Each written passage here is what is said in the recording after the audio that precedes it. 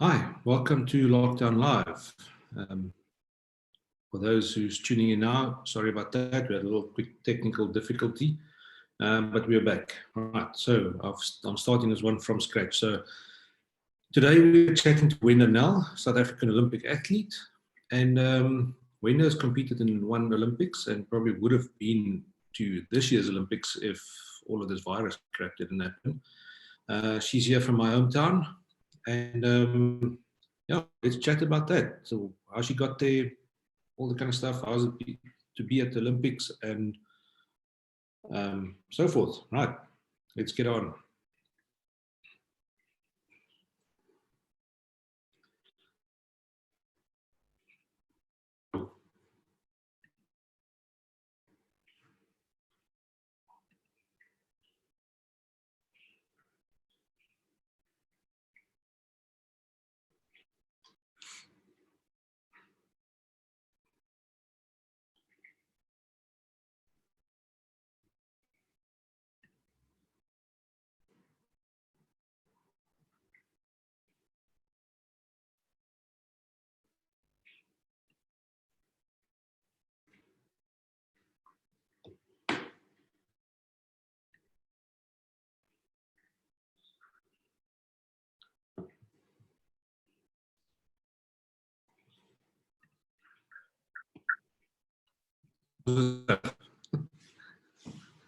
Hi.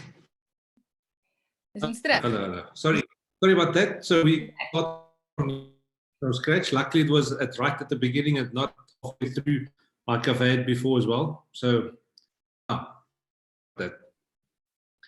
So how's things going on your side with the lockdown? Quite interesting, but I must say it's not bad. I've had a lot of things that I could keep myself busy with, and training wise, I'm just doing a lot of things here in my yard as much as possible, as much as I can. Very relieved that from tomorrow onwards we can actually go a little bit outside your house. So I'm looking forward to actually go for a short run. But yeah, other than that, it's going great. Yeah, no, it's I think like there's pictures on Facebook going around with like streams of people in the streets of probably like the start of the Comrades or something, saying that that's tomorrow morning 6 o'clock outside in most roads. Yes, that is quite funny. It's interesting how these people can, the creativity that they come up with, all these pictures that they send around so quickly. But I think I actually saw one of those and I thought, I think I might be one of them. But also, a lot of people in this start running and walking that never used to run and walk now. So it's also a good thing.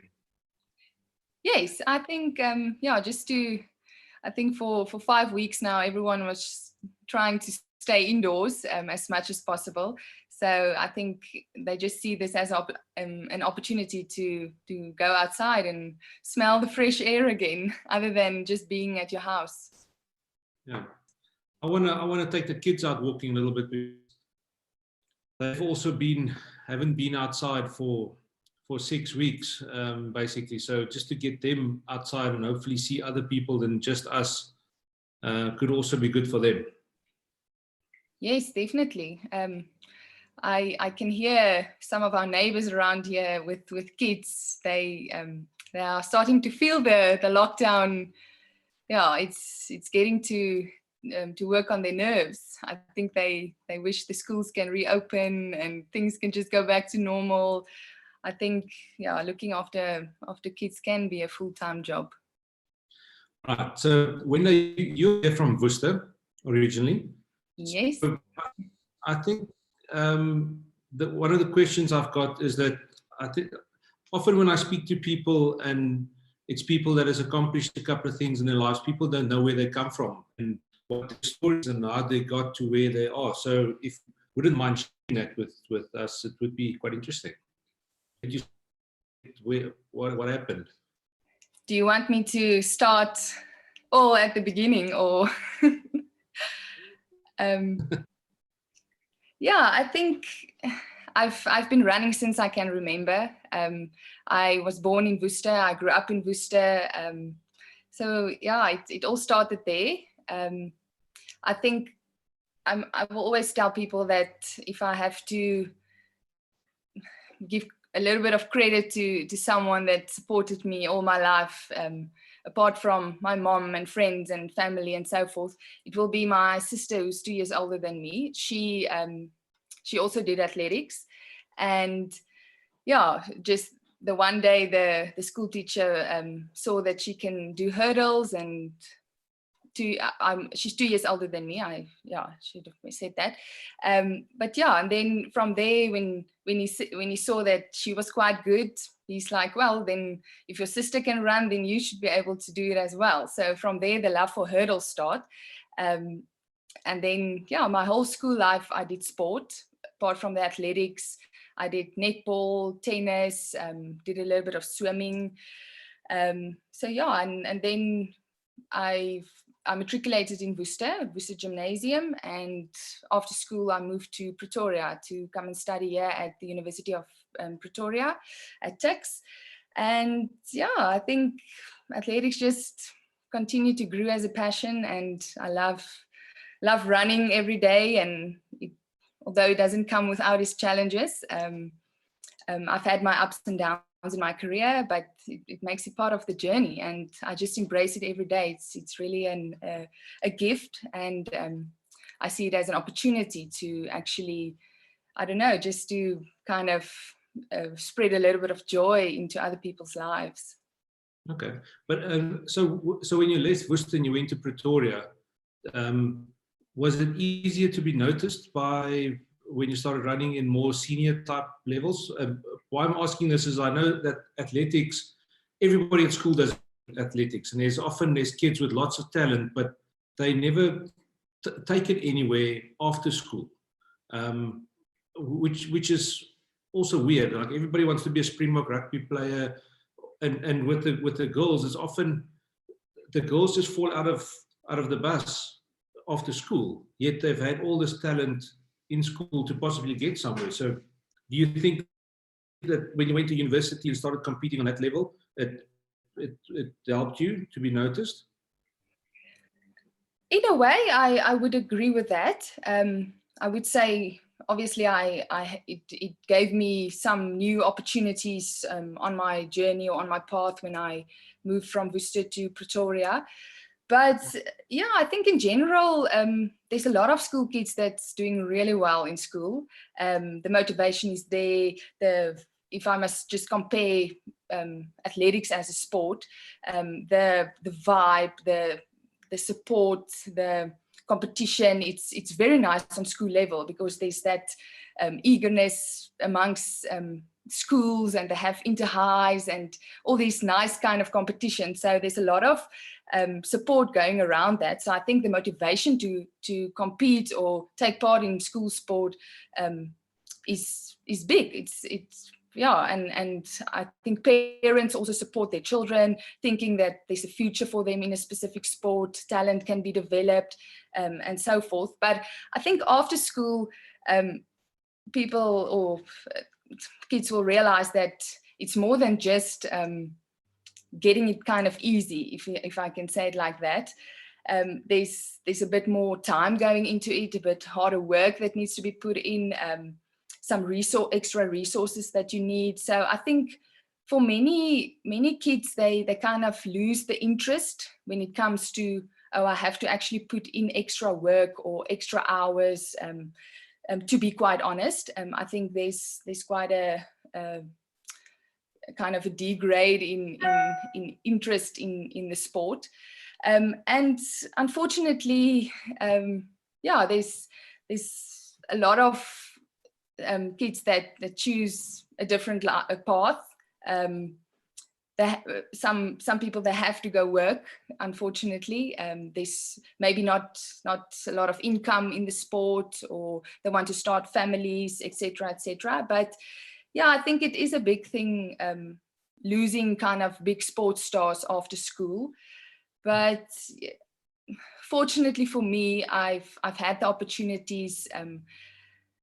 yeah, I just want to throw in a little curveball here, but I've been watching a series recently, and the one lady's told the other one that, yeah, a good mother makes good choices. And then, but she's coming out of quite a fortunate family. She had it more kind of easy in life, if I can say it like that. And then the other one said, you did not make good choices, you had good choices. So, and that stuck with me quite a bit. And it made me realize that, not that I'm saying I had an easy life, I had disappointments, I had setbacks, I had heartbreaks, etc. But in some way, I kind of just had good choices on my journey that I could take, if that makes sense. Yes. Where it also just made me realize that at the end, we can't actually judge each other whether we chose to continue with our sport or not, or we are saying to one another, oh, we are giving up too easily, or things like that. I think once, if you've never walked in the shoes of someone else, you can't make the choices that they have made, and you can't judge the choices they've made. So yeah, I think I'm saying thank you every day for the choices that I had, that I still make, and the opportunities I still have. I've been fortunate to have the support, not just financially, but from my family, from my husband, to be able to continue with my sport at the age that I'm at, because I'm not a youngster anymore. But weren't you injured or something in the beginning of the year? Or yeah, well, it's still early. Yeah, I was, well, yeah, we are 2020. I was injured last year, actually. My first major injury in my career. I've been injured here and there before, but yeah, last year was quite a mental setback with regards to the injury. And that, it's part of the sport. It's something I think every athlete is, or sports person somewhere in their career will go through an injury, whether it's a major or minor injury, it doesn't matter, but you will experience some sort of not be able to compete at your best because of your body's not in the best shape, or you're injured. Yeah, it was quite a tough mental journey for me last year, just to kind of remind myself that you will get out of this. It's not the end. Just be patient. And I had to have a lot of patience. But yeah, I think if I look back at the year, or think back to last year, one thing that actually carried me through is that this is part of the sport. So every time I step onto a track, or any sports person walking onto a field, there's that risk. There will always be that risk of injury. So that's why we try to condition ourselves as we go along to the best of our ability. But at the end of the day, there will always be that risk. We are sprinters. I want to say that my event is a sprint, but yeah, so we do fast running. So there will always be that risk. But I think through that time, I actually learned so much, not just about myself, but about the sport, about life, about people. I think there's so many characteristics and personalities of your team and family members and everyone around you that's always been your supporting network, that it's also a new challenge for them. Now, I mean, I'm injured, so I can't compete. So how do I continue? What do I decide? I'm at an age where I want to kind of move towards the end of my career. So yeah, with injuries, there's a lot of challenges that comes with that. And were you part of the planning for the 2020 Olympics? Was that in your, were you chosen, or were you going to go to the Olympics, or not? Yes, I was in the initial squad, but I have not qualified yet. So I was still aiming to qualify in this period before the Olympic Games. So definitely that was kind of my big goal for the year to go to the Olympics. And then I was at the point where I had to make the decision whether I continue, or is that now the end of my career? Do I want to finish at Olympics? So now, yeah, I think the big change of moving it to next year, I still have to do a lot of thinking and planning around that. But my heart is still in the sport, and I really want to continue just to see if I can make my second Olympic team. So yeah, exciting times ahead. I think it will bring new challenges, but I'm looking forward. The good thing about this is now is because all injuries can be healed. You can work on stuff that you were battling with, like in qualifying. I know you guys do quite a bit of running overseas during the athletic season coming up, or during the year. So I think it's like the rugby teams, and everybody's going to be healed up and fit and ready to go. So I think it's going to be interesting on all sports levels when this thing is over. Yes, definitely. I think for me personally, and I say that based on me, I think every athlete has their own journey and their own challenges around this corona situation that we're in, whether they want to retire or continue, or what their decisions are. But yes, I think for me, with regards to my injury from last year, I've recovered quite well. But I think there was that little thing inside me, will I be 100% ready by the time Olympics will be?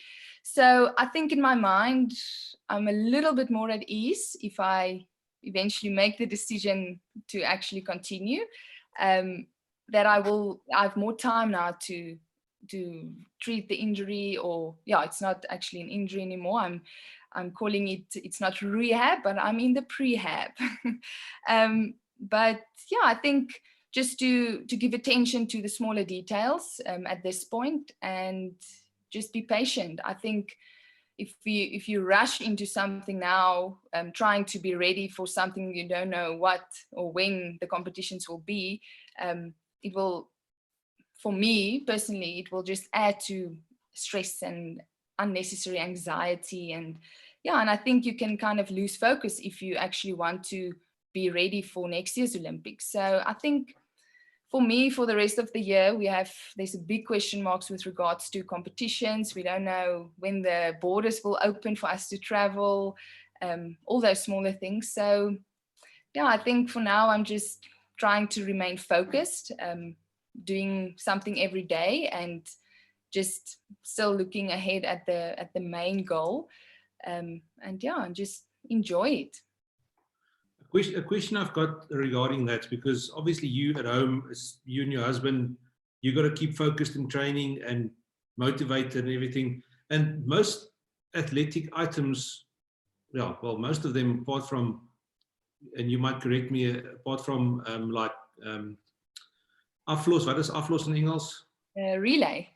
Relay. Apart from the relay, is an individual thing. Is that it's you alone. Yes, you might have other teammates in South Africa or in Tuks or wherever you run as part of your team, but off the field, your buddies and everything, but when you're standing in the lane, that's your competitor. So most of it is you've got to focus and got to keep motivated by yourself. And how difficult is that when you're competing and everything? Yes, your teammates, but they're also your competitors. Yes, athletics is definitely an individual sport, like you've mentioned, but in that, you do actually have a team structure. So for me, definitely, there's many times that I need some extra motivation, or just need that little extra push. And for everyone, that's different. Personally, I have specific measures that I follow to keep my focus, to try and motivate myself. It's like you said, my coach will always also say, he can prepare you as much as possible with the training program, with some advice, motivation, but at the end of the day, you are the one standing alone in the blocks, and then you have to execute your plan, or you are the one that needs to go do it. So yes, I think everyone has different things that they kind of tell themselves, self-talk, yeah, just to motivate themselves, getting through the nervousness or the nerves. But I think, yeah, for me, that self-talk is very, very important. So everyone will be different. There's different things that will work for different people. Some people just like to listen to music to motivate themselves. Other people just like to be quiet and meditate. Some people like to just talk to themselves all the time, all the positive things, or psych themselves up. But for me, it's kind of a balance. Yes, you have to, or I think for me, that self-talk, positive self-talk all the time, just to remind myself about the good things and the exciting things and the goals that I've set myself out to achieve. Yeah, just to talk to myself quite often while I'm at training, while I'm at home, competition, all those things. Or motivational quotes. That's also something that actually gives me that extra boost. But together with that, I do believe you need that support structure or support team that that also motivates you from time to time. I don't think for me, even if it's in an individual sport, that you have to always be motivated just by yourself. There's times that you feel less motivated, then there's team members or your coach or your, in my case, my husband or my family members or friends around me that just remind you. It doesn't even have to be a sports specific motivation or a reminder, just general life motivation that you, yeah, that I hold on to, and I take that with me, and then yeah, I feel motivated again. Oh, that's awesome. That's awesome. Well, that's one of the most difficult things. Even for myself, I work alone in my office 6 days of the week, but it's always nice to have like a support team around you, just to bounce ideas off from even if you can just sit and talk to someone else. And that's also part of the reason why I started this whole thing, is to just connect with other people who's got a different view of life. So yeah, I can imagine it will be cool. But how big is the competition between all the girls in the team? Like, I know you run against a lot of these girls on a weekly basis. Because I know girls, if you put them together in the room, they can become bitchy with each other quick. So how's that scenario in the whole setup of you competing? That's always quite an interesting question. I've had that question a few times before, and to be quite honest,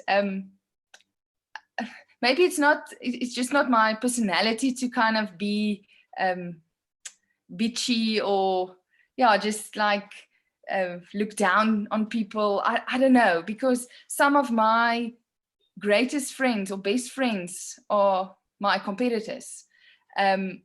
From all over the world. In my event, I'm fortunate that we are actually a group of really nice girls, and I communicate with them even now. I have a very great friend who's also doing 400-meter hurdles from Denmark. My best friend here in South Africa, we trained together for 5 years, and people never understood how can we be such close friends, but we're also competitors on the track and trying to beat each other. So yeah, I think it's just a special bond that you create in a way. You have the same interest. So I think in my case, it's actually, it makes sense to have a very close friend doing the same thing. But events differ. I'm not sure how it is in other sports. I think it can be quite competitive, but in athletics as such, I know it's different between all the events. So in some events, you do see that the competitors, they are not getting along, or they won't be friendly with one another. Yeah, and then other events, they are just like great friends. We will sit together, have dinner, we will go for coffee. Yeah, so it is interesting. I've also actually I've had a discussion with one of my training partners here in South Africa. She's doing 100-meter hurdles. And we actually talked about that recently, where if you take 100-meter sprints or 100 hurdles, compare it to 400 or 400 hurdles, it's, I don't know, it's a little bit different. There's just that kind of aura or something around the 100-meter sprinters that don't talk to me, I'm going to beat you. It's like, it's interesting. And I think it should be that way.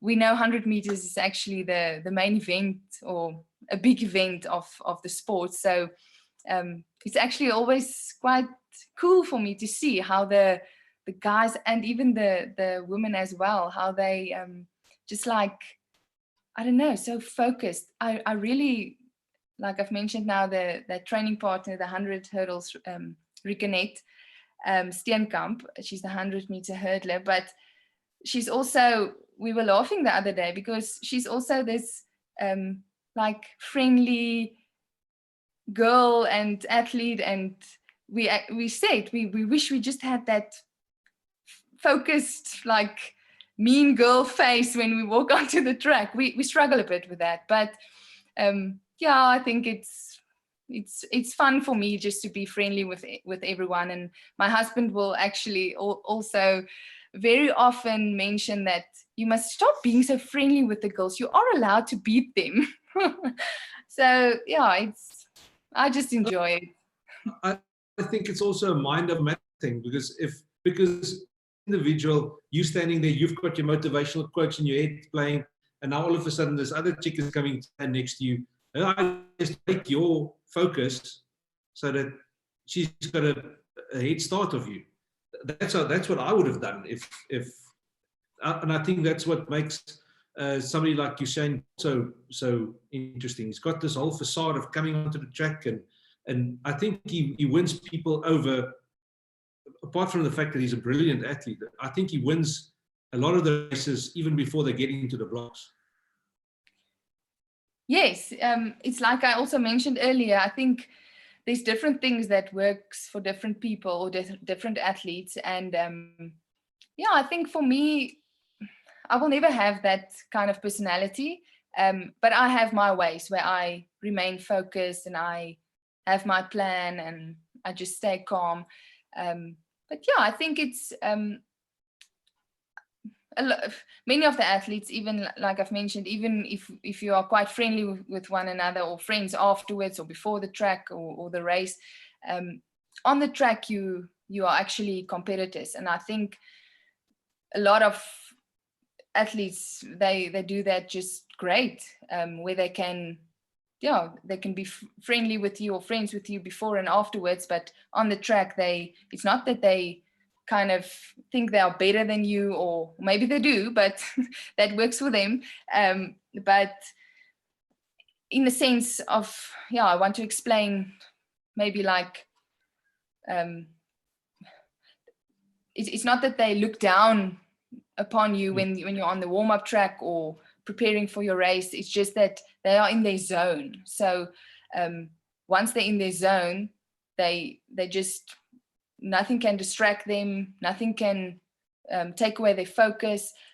So yeah, a lot of times, some of my best races I've ran when I kind of got into that extra focus zone. So maybe I should try it more often. But yeah, I think they just have this kind of focus, on their own doing what they want to execute in their races, that makes them great athletes. And okay, so right now you've prepared yourself, you're ready to go, the gun goes off, and you go down that track and you make a mistake, you're out or something goes wrong. How do you get yourself focused to when you're in it? Because it's quick. How long is your races normally? 45, 50 seconds? A little bit longer? Yeah, a little bit longer. More like 50, 54, 55, 56 seconds. You've literally got a minute, less than a minute, half a minute to fix whatever problem you had And I think that will be an insane thing just to get over with in your head. I think a lot of people, they will make a step or something, and then they will lose the race at the first hurdle already, just because they couldn't focus themselves again. Yes, definitely. I think especially hurdles for me, and I can now talk about hurdles per se, but it's a very technical event. I think, yeah, there's so many things that can go wrong, but at the same time, everything can go right as well, and that's some of the best races. I mean, I've had many races where I've messed up and where things just does not work out the way you've planned. And I think that's a thing for me with 400 hurdles as well. It's very much a feeling thing as well. You need to prepare your fitness and technique, etc. But it's also a feeling you need to have for the hurdles. So I think if you, in my case, I can alternate. So that's it's kind of a positive. I can go with both legs, although one leg is more often better than the other one. But I've had races where I've had to race with my not so nice leg or my less great one, and it went well. And then there's other times where I just can't execute it. And then I will so often say that, yes, in your mind, or obviously in your training for 400 hurdles, you need to have a plan, more or less, stride pattern wise, which leg goes where. But in a race, it's different. The adrenaline is there. There's competitors around you. We don't really train that often. So a race is the best training that you can get.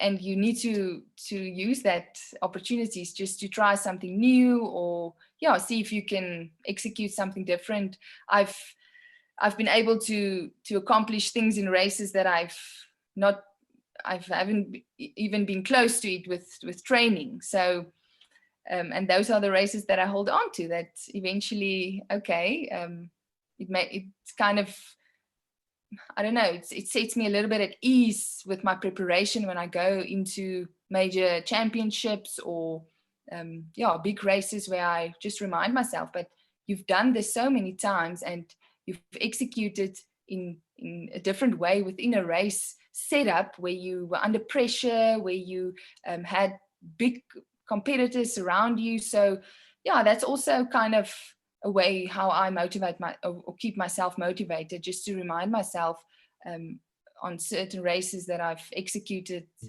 certain things that I haven't done in training. So it is possible that you can get something right in a race that you've never trained before, but it is a quite technical race. And if you mess up quite early in the race, there might be time to make it up, but many times I've messed up my last hurdle.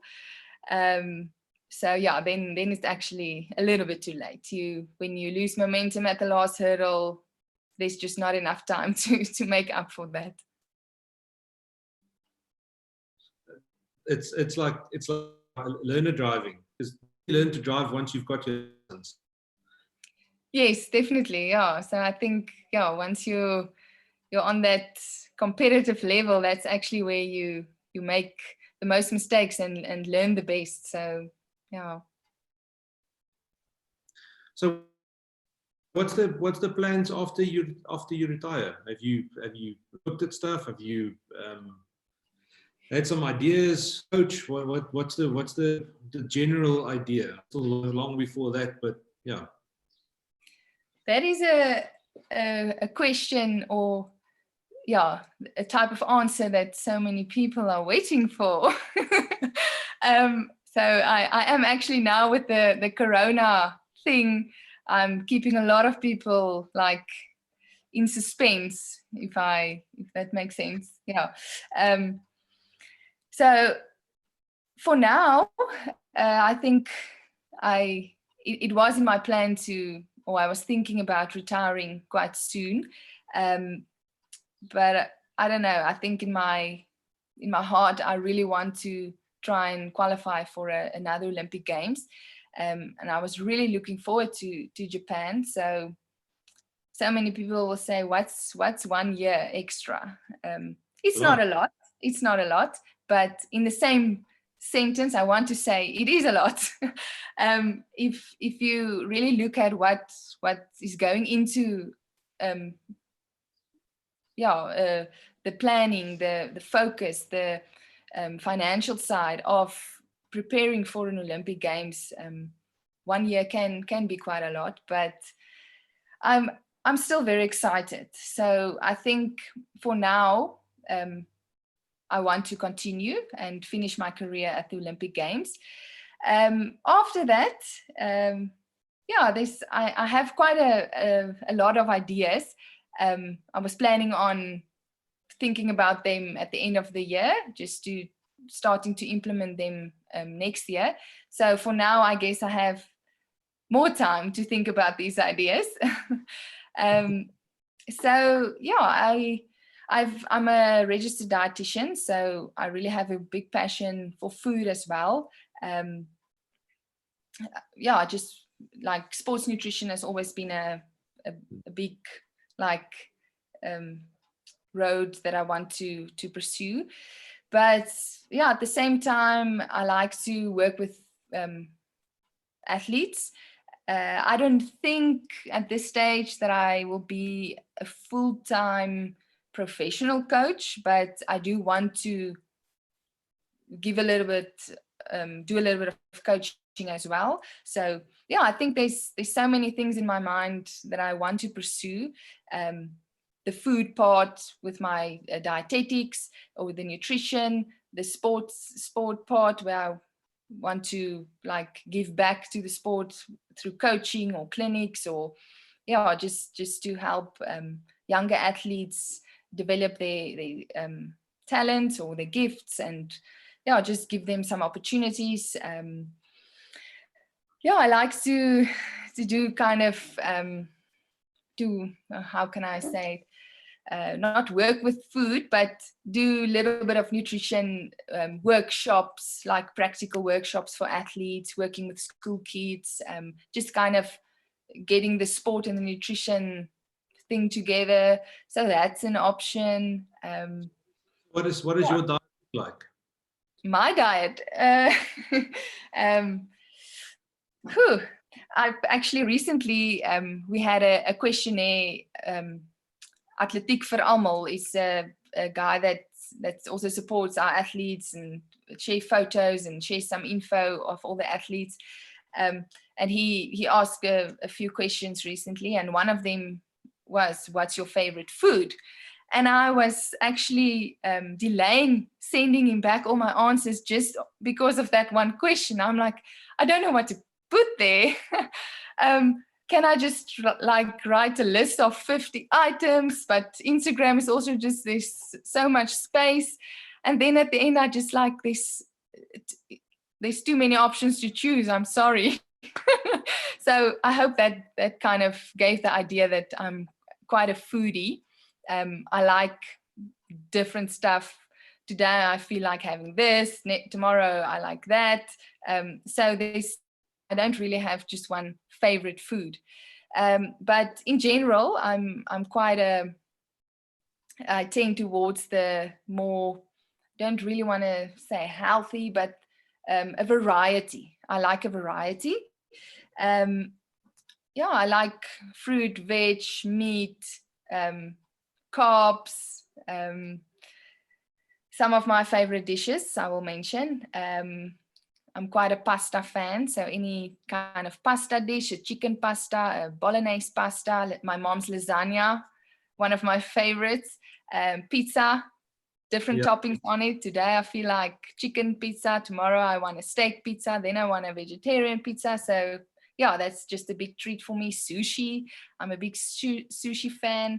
Then actually, eggs. I love eggs. Breakfast is one of my favorite meals. So anything with eggs, scrambled eggs, poached eggs, omelets,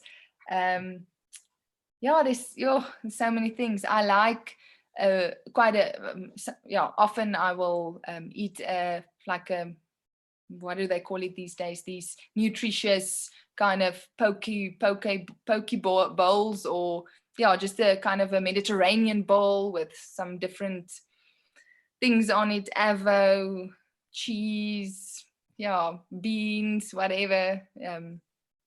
So there's actually a lot of food I like to eat. You know what the good thing is, and I've listened to a lot, these things are interesting to me, especially the nutrition kind of stuff. I think a lot of people are always on some quest to lose weight or whatever the story is, but I think what's cool in your scenario is that you are a high performance athlete, so you can test what works for you. So you can see what gives you more energy.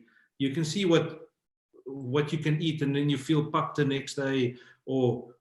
And I think that will be to a huge advantage to you. So yeah, there's so many of these varied diets out there, vegans and carnivores and all sorts of stuff. But you are actually the ideal person that can go in and do a proper test with these kind of things. Yes, I think I've done a few, I don't want to call it trials, but personal experiments.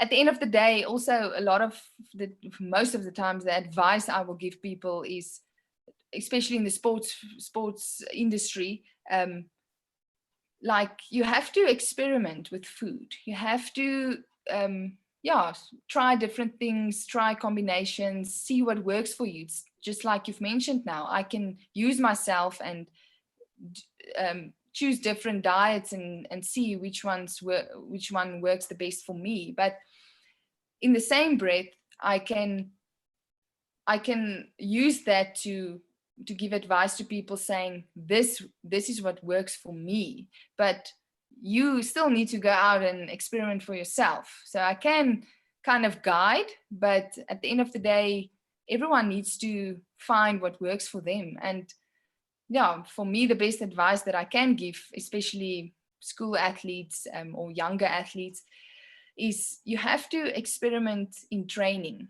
You can't come to competition day and try something new. Or I think I'm not a long distance runner, but so often I will talk to comrades athletes or marathon athletes where they've trained for months on a specific nutritious diet or supplements or things that they will take on the route, and then on the day they try something different and then they just crash. I'm not saying it can't work, but it's definitely a risk. If you were used to train on a specific type of nutrition for so long, and then suddenly you change it on race day, it can have detrimental effects. So my best advice will always be just to experiment. It is like a training program. You experiment with certain exercises or certain way of training months before the big competition, so that you can be ready. It's the same with food. I think, if you want to go vegan. See if it works for you. See if you feel better if you don't eat any meat. Or I'm sorry, but for me that will not work. And that's okay. I'm not gonna. I agree. I don't have to eat meat every day. But there's some days that I don't eat meat. I do a vegetarian or a vegan diet, but I'm not a vegan or a vegetarian. I do like my meat off every once in a while, or I do eat eggs and animal products. So that's, like I've mentioned at the beginning, variety works for me. So I'm not going to deprive myself of something that I like, or for now has not been a health risk or bad effects on me or anything like that. So I like a variety. Which one of these extreme diets have you looked at and thought, well, I could do that? That's actually none. I will take bits and pieces of all the diets. There's all of these diets. It's not that it's nonsense or it won't work or there's no benefit in it.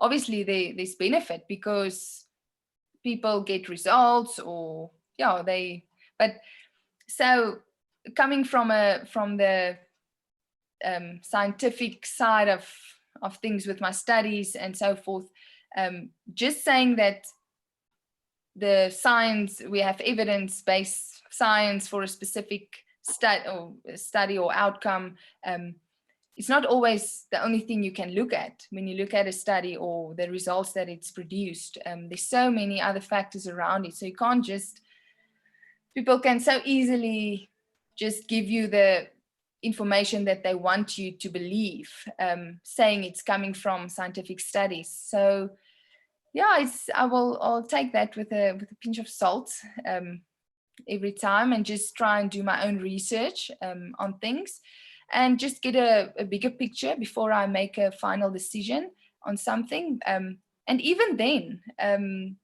you still have to kind of do what works for you. You can't, or for me, I will never, I don't like to kind of force someone to follow a specific diet, or you have to, these are the only nutrition things that you can eat. Or I think in general, like I said, I will take bits and pieces of diets.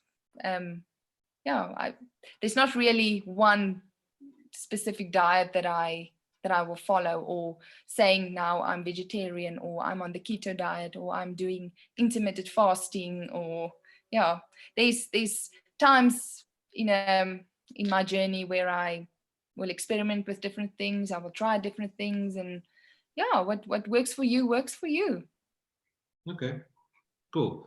One of the other things that I wanted to ask you is, I know, and this topic has come up on the last couple of people I've spoken to, is the influence of social media on the different kinds of industries, and I know that it plays a huge role in the athletics industry as well. I know a lot of these guys and girls, it's more a fashion show than what it is about the training and the sport. And it's obviously to get sponsors, and they're promoting products and all this kind of thing. So I think that, is that difficult to deal with while you're busy training and competing? I think that's also something that's different for everyone. Again, I try to be that kind of social media person, but I struggle a lot. I don't think it's really my personality, but it does have a lot of benefit if you can be on social media quite often, like you've mentioned, for sponsorships, to get publicity, to promote the sport as such. So for me, I really try to do that. It's not that easy, or every time. I think so often I will overthink things too much. The people in my life that's closest to me, they will often say that, don't think too much. I'm like, well, that's my second name. I like to overthink things, especially when I have a lot of time. So just to give an idea, when it comes to a post that I have to make on social media, or I feel it's time to post something again, just to give publicity to sponsors, then my first struggle is, okay, what photo do I use? The second one, okay, now I've selected a photo after maybe 2 hours going through all the photos. What do I say? Okay, I want to say something catchy. I want to say something motivational. Okay, but don't keep it or make it too long. And then I'm like, oh, this doesn't sound right. Then I have to let someone read my tenses. Is the wording right? And then at the end of the day, I'm just like, oh, I'll do it later. I don't feel like it is like draining, or it takes a lot of energy, so often I laugh at myself when it comes to the social media. It can be such a beneficial platform where you get information, people motivate one another. And I think that's what I choose to see in it. Apart from that, I struggle to do my own posts. I like to look at other people's posts and just get some motivation out of that, and yeah, get ideas from the nutrition side. There's people that I follow that's actually yeah, just to keep up to date with the latest studies and things like that. So yeah, and also just to share information with one another. So I think it's a very good platform, but at the same time, it can become so negative as well, where people just get so sucked into the social media world, where they live for the likes, they live for the followers. I'm not saying it's wrong. If you're a influencer, then by all means, but I've made peace with it. I'm not going to be that person, and that's fine. I don't, if I have 5 likes, I have 5 likes, that's okay. So yeah, in my mind, maybe if I post more often, I will get more likes or more followers. People will actually, yeah, but at the end of the day, that's, for me, that's, yeah, it's, I don't think that's going to be me, but I enjoy looking at it, sharing stuff every now and again. And so, yes, it is, just to come back to the actual question. I think if you use it to your benefit, or if it can be a platform that can be very positive and beneficial. I just think personally, one should be careful to not get drawn into that. My worth is based on my likes and my followers. So yeah. Because, and also I think a lot of times the people will be chasing sponsors. And I know that you are sponsored by Puma, but it's definitely not because you've got an Instagram following of 100,000 people, for instance. It's because you give results. And I think a lot of people only see Instagram and social media as that you can only get followers, you can only get a sponsor when you've got so many followers. Or you show this ideal life, but it's nowhere near that. So yeah, it's a like you said, it's a double-edged sword that could either go very well or go very wrong for most people. Yes, definitely. And I think it can also be such a false kind of, how can I say, false perception that people have about sponsorships as well. You see something on social media, and especially amongst the athletes or the athletics world, and I'm sure it's other sports as well, we are so easy to judge and compare. And we see someone, okay, but how can they get sponsored with only so many followers? Or how can they be sponsored, and how do they why do they have so many followers if they're not even performing? Or yeah, and I think there's so many things going on behind the scenes when it comes to sponsorships and social media and all those things. Like you said, I might be sponsored by Puma not because of my followers, but in my case, and I want to get extra brownie points, it's because I have a very great manager. But yeah, I think it's also, I mean, getting sponsors for athletes is actually a job. We have agents and managers that's running those things for us, and in my opinion, I'm just too grateful for the opportunity to have a sponsor. So yes, of course, I also have to to give my part back to Puma and be a little bit more promotive on social media. But yeah, I think I'm getting there. I'm trying.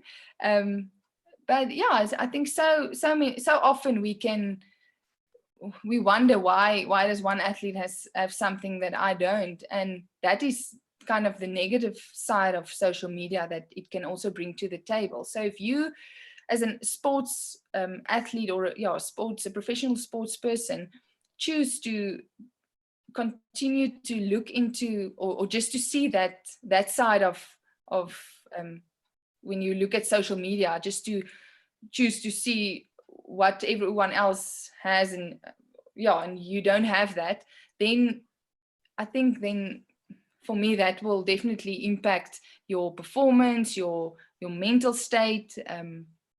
So I think if you, I don't know, in life, I think, like I've mentioned at the beginning, I've had fairly great choices that I could have made over the years, but I think in life I'm just grateful for what I have, and if I can share that with someone, awesome. And I choose to, that's actually also a point that I want to make. Every day is a choice. So if you choose to actually be happy for someone with what they have in the sporting world, or happy with their performance, I think it will just make you a happier athlete. If you always or constantly comparing and kind of beating yourself up because you're not performing and someone else is performing, and there will always be challenges, there will always be setbacks, but in the same breath, there will be great things as well. Hello. Yes, yes. Yeah, no, that's fine. Okay, you're saying about beating yourself up and all that kind of things. Okay, now I think we should start getting to the end, but I've got another question for you. And you said that you've got a great agent. Did anybody give you any advice or help you to choose an agent? Because I know some of these kids, they might come from school, they're fantastic athletes, they might get noticed by a brand or a university or something like that. But how do you find a good agent? Because I've heard some sports people complain about the agents that they've got, is that they either want too much money, or they taking too big cut, or they're not doing enough for them. What is a good way to find a good agent for? Because I presume, when did you realize that, shit, okay, right, I need an agent now? Yeah, that is also always a very interesting topic to discuss. I've been with my agent from 2012, but he approached me. So I was fortunate. I don't actually, up until today, I don't know why, but from there our journey started. So I've been now with him for 8 years. It's Leroy Newton from Newton Agency. But it's like you've mentioned now, athletes feel that managers, they don't do enough for them, or they take all their money. And I will often ask younger athletes, because they do ask for advice. Are you happy with your manager? Stuff like that. But at the end of the day, what is enough? So you as an athlete, what do you compare with getting, or how do you compare with what you get as enough or not enough? So I've always actually wondered about that. Again, I don't know if I'm just being too naive about the topic, but you will always have differences with anyone you are working with, in a team, your family. There will always be things you don't agree on. But in my life, I've learned it is how you disagree that makes the relationship grow, or makes the relationship broken, if I can say it like that. So for me, that's the same with managers. Over the years, out of my experience, I've also come to realize that it is definitely not an easy job to manage athletes, because everyone, especially in an individual sport, it's me. So all that they hear every day is I want, I need, from how many athletes do they manage? So yeah, I think at the end of the day, it's different scenarios. And every athlete is treated in a different way based on I'm not saying as an individual or as a person treated differently, but based on their performance. So based on your performance, based on your event, based on your age, all those things, that is how you maybe get a contract, sponsorship. Yeah, there's different, obviously not just shoe companies, but different sponsorships. So it also depends on, sometimes a manager get a nice deal through a friend for athletes, and then from the outside someone else wonders, but the athlete is not even performing. How can they get that? So again, back to what I've mentioned before, it's, for me, I don't really like to compare and feel, I think that just develops a grudge inside. It makes you bitter. If you lose focus on your performance if you continue to just look at what can I get, what can my manager do for me. And to be quite honest, I'm actually teasing him quite often that I've also, the first year or 3, maybe he might differ, maybe say I'm still like that, but I've also, I did not understand how the processes work, and when you're traveling on the circuit, but where's my flight ticket? Where's that? I'm standing here alone. There's no one to get me, and you blame it all on the manager. So yeah, I just, over the years, I've gained so much respect for that type of work. I'm not saying they don't make mistakes, but it's like anything in life. I don't believe that when someone makes a mistake, you should write them off or just move on to the next one. The grass is not always greener on the other side. And yeah, I think if you can just take what you have and see how that can work for you, with the resources you have, with the people around you in life, there will always be someone with more or with less, or we are not in the same situation. We have different things that we can use to for our benefit. And I think now in this corona situation as well, I think back to the social media thing, it's so easy just to get caught up looking at everyone, what they are doing at home, the exercises, thinking, oh, I'm behind, that country is out of lockdown, they can already train on tracks, we are doing this, we are still inside. So it's so easy to compare, and I think that just brings unnecessary anxiety. So yeah, just kind of a take-home message for me is, I try and choose life every day that I wake up. I'm not saying I don't get irritated, I'm not saying I don't have setbacks or disappointments, but as long as I keep on choosing life, meaning that just try and see the positive in life, just try and see what you can do to help people grow, see the positive in life, then I think you will find the joy and the happiness in your own life as well. Yeah, especially now, it's difficult now. A lot of people are very negative. People want to get out. Businesses are suffering. It's a tough time, and to stay positive now is a challenging thing to do. But that's all. It's literally all we have. It can't go worse. It can only go better. So yeah, it's maybe this year is going to end very tough for everybody. Yes, definitely. I agree. I think what keeps me kind of going is I just try and focus on day by day. What can I do today to improve my situation or my training in my case, or just trying to bring someone else a little bit of hope. So definitely, I think there's actually bigger and more challenging times coming. So this is just the start. But yeah, I think for me, I am a Christian, so my faith is is big in my life, and with that I have hope. So for me, there's hope for tomorrow, and yeah, at the end of the day,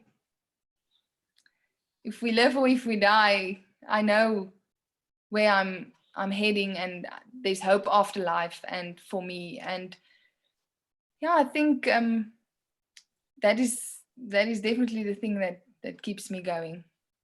Have you had any of your athlete friends pick up the virus, or not yet, that you know of? Not that I know of, no. No. Yeah, Just curious about that, because I know a lot of them are in Europe where it was quite bad, or in the States. So just curious about that. yeah, it will be interesting. I think obviously our case is it's more every day in South Africa, and now with the moving to level 4 from tomorrow onwards, we actually, from our clubs and so forth, we've received messages saying that we should still be cautious. Don't go and run in groups, and train in groups, and just look after you must still look after your health and be cautious when it comes to going outside and training. So I think the team sports will have to be more cautious once they start to implement their training again.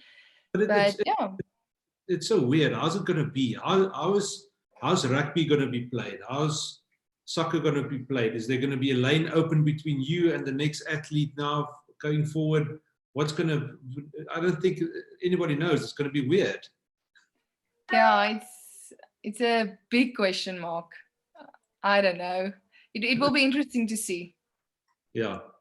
Wenda, I think we should start wrapping this up. Is there anything else you want to chat? You want to share with us that you feel like we should know at this stage, or?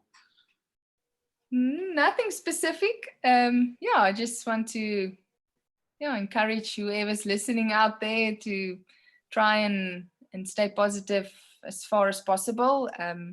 I think especially in the sporting world, where you are a public figure, people often turn to sports people or athletes for advice and asking how they stay motivated. And at the end of the day, we are all just human beings, and I think just use the time you have, the resources you have to your benefit, instead of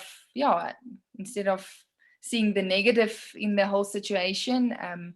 I think for now we can just focus on day-to-day basis and just pray and hope we all get out of this stronger.